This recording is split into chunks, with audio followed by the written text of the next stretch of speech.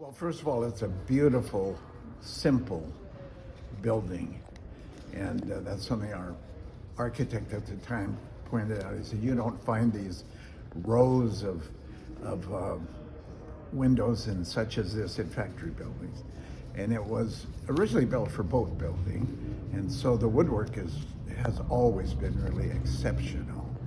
And the beauty just strikes people when they see it. You don't have to talk about history at all. You really know about it when you walk in. The move itself was really predicated upon the fact that predetermined, we wanted to go to Boeing Field. And we wanted to put a flag in the ground there for a museum someday. Now, had this structure gone elsewhere, there would have been ways to do it. On a transporter, maybe more traditional ways. But in this case, we knew where we were going. The canal, the industrial canal, was a wonderful way to do it. And so ramped onto a barge and then off-ramped and then put on the transporter. And then we only had to really bring it across East Marginal Way South. All of that sounds easy, but it was not. I was involved with the facilities people who very, very clever people who knew the structure. Some of them were from the Boeing company. And the first thing was this structure was in such bad shape that it was going to fall apart if you tried to move it anywhere. It had to be secured to start with. And so these people charted a pretty good course. The big problem occurred in that at that time, there was an electrician strike. We had to cross East Marginal Way South, and it happened that these high-tension wires were there that carried an awful lot of power. They measured it and said, we need about a 3 to 4 foot rise, and there was no crew to do it. They said, if you cross it now, this building, wood structure, with these wrought iron fire exits that it had at the time, you got the world's largest toaster. And it scared the heck out of all of us. So to make a long story short, I ended up in the Union Hall saying, is there some way we can get those raised? And they cared enough about this building to say, no, we can't do that. But I think we know a non-union firm that might do that. It's a story not very many people know. It's a story probably you don't want to tell. But those wires were raised just adequately for us to pass under. It was a very foggy morning. Normally we wouldn't have moved. However, it was perfect because we had the shroud of that fog, if anyone were there seeing what we were doing with the wires. So when we got across, I tell you, everybody breathed a sigh of relief and we headed for the taverns. You know, the team never discussed an alternate. They really thought this would be the best. The waterway would be the best. There was Boeing property where they were given permission to offload, to ramp up. And then we were so close to put it on the transporters.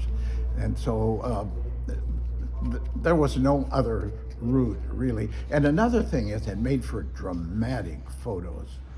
And those photos were published all over the United States. It was, we were approaching the bicentennial, and it was kind of called a bicentennial project with the American flags hanging on it and that.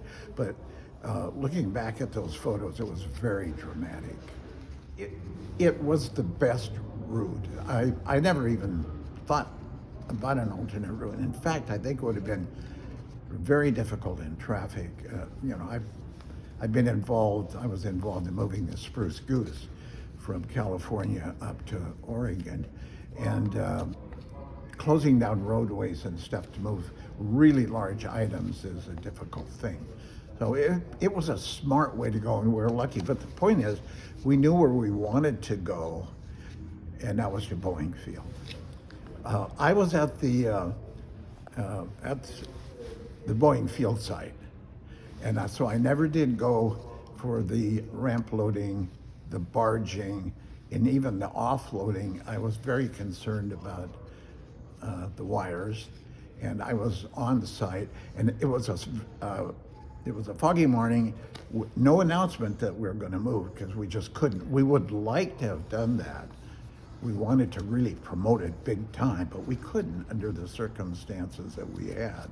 So I was on the property, and of course, when I heard it's being ramped up, it'll be coming across pretty soon, I was thinking about the wires, and I was thinking about how it got offloaded.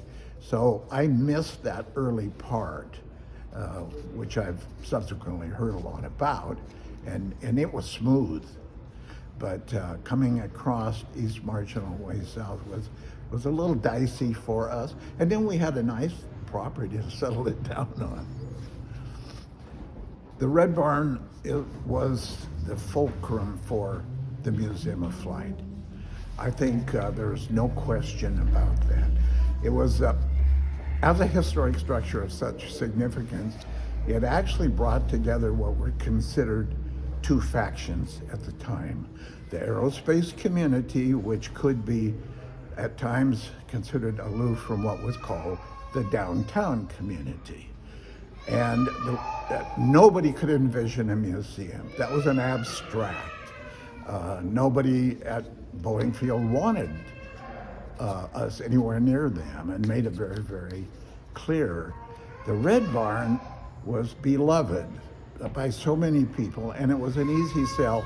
And the downtown community in Seattle, which helped to get it on the register, that was not a Boeing company project at all. It brought people together. And Bill Boeing Jr., who was established in the downtown community as well, he wanted his father's perhaps major structure of all time saved. So that solved a really, really big problem. Now, that didn't build the museum. It took a lot of effort and money and acquiring the property. That, I'm not sure that would have happened without this move.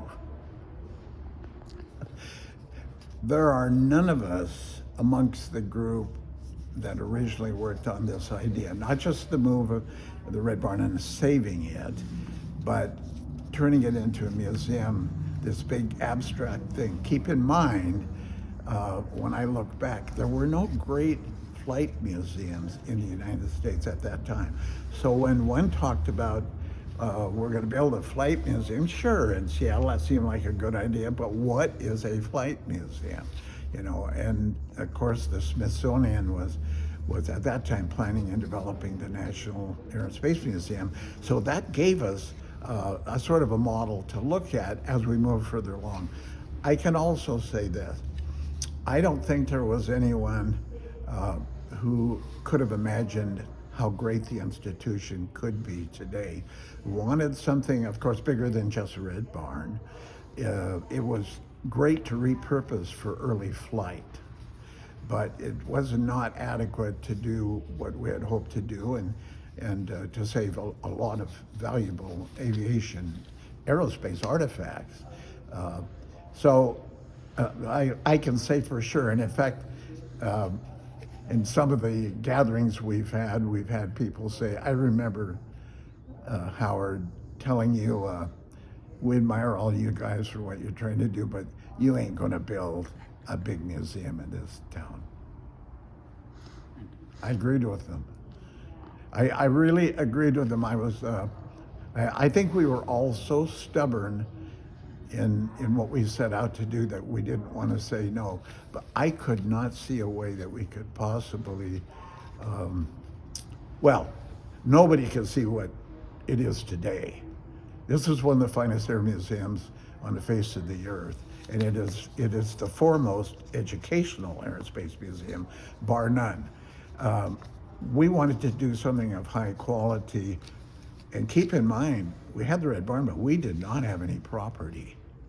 And that was a hurdle so high that I could not have imagined that we somehow would negotiate 7 acres initially.